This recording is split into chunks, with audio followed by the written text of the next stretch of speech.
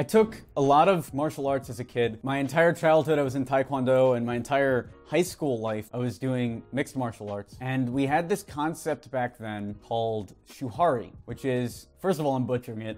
You know, in Japanese it's actually pronounced Shuhari. Shuhari. I don't know Japanese. I'm sorry. And this concept covers how to learn and master the martial arts, but it actually covers how to learn and master any skill, from art to business, whatever else there is. Familial relationships. I got a lot to learn, guys. I got a lot to learn. Anyway, the concept is 3 parts, and it's in the name. Shuhari. So the first part, Shu, covers traditional wisdom. This is the first part of learning any new skill, and that is the study process. You're learning the fundamentals. You're learning what they call in business best practices, techniques, heuristics. You're learning the world as it exists now. So for instance, if you're learning cold email, you're watching videos like this, you're finding scripts online, and you're learning where everything is right now. Cal Newport, in his book Deep Work, called this getting to the cutting edge. He said, and I'm going to paraphrase it, but he said that in order to make any real innovation in a field, you have to get to the cutting edge, meaning you have to learn everything up until that point. And that's the Shu in Shuhari. Tim Ferriss uses what he calls the 80-20 rule, which he didn't invent, but that's okay, which is you don't actually have to learn 100% of where you've been to start innovating. You can learn 20% of the most important stuff that covers 80% of the concept. And I'm a bigger believer in that. Learn enough to get you going. But that brings you to the second part of Shuhari, Ha. Ha means detach or digress.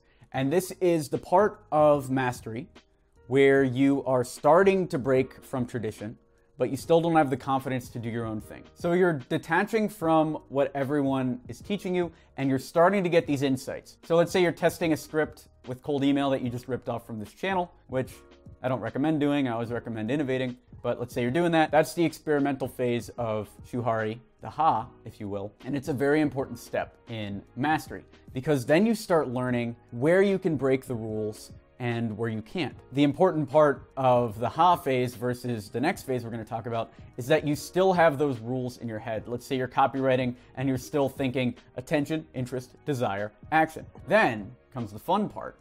Re means leave and separate. It's the final phase in Shuhari, in mastery, and that is when you disregard all rules and you start doing your own thing.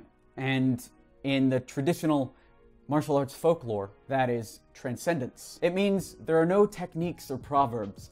All moves flow naturally. But this is where you break all the rules. You sit down for a cold email campaign, and instead of watching one of my videos or looking at a checklist or reading predictable revenue, you're riffing it. And not only are you able to write a cold email off the top of your head, but it works. And it doesn't look like anything that you've read before, because you understand the principles, you understand the fundamentals, you've done this experimentation, and you know what works and what doesn't. And that's the general process with any new skill. Shu, you're going to be copying other people to start. Ha, you're going to be stealing other people's stuff and then putting in some of your own stuff, but still generally ripping off what you've learned. And then you transcend in the final phase, in Re, into mastery. And then at that point, for me, it's time to throw that aside and move on to something else.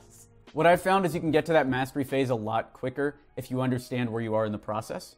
I can't tell you, especially in music, I can't tell you how often people box themselves into a genre. They say, I'm only going to make punk music. And then they just make punk music over and over again. Or my little brother, who's a DJ, he was just making EDM or Jersey Club over and over again. And it's only until recently, and that was actually the inspiration behind this video, it was only until recently that he decided to get rid of all the genres and just start making music that he liked, that his music got to the next level. It's resonating with people. It's great. You can check him out actually on SoundCloud, Boomerang Kid. We'll link down below. But it's outside of genre, and you can only go outside of genre if you stop thinking in genres. And my hope is that the concept of Shuhari helps you in that process. If you run a company and you want to get billion-dollar brands to work with you, you want to work with the Fortune 500, check out experiment27.com. That's what we specialize in. And we've booked meetings with almost the entire Fortune 500 for our clients, and we specialize in getting those cornerstone clients for your business across all of business to business. If you sell to businesses at all,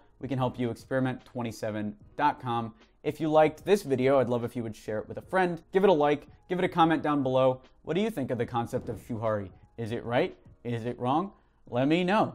All right, thanks for watching. I am Alex Berman, and we do videos 3 times a week here, so I will see you in a few days.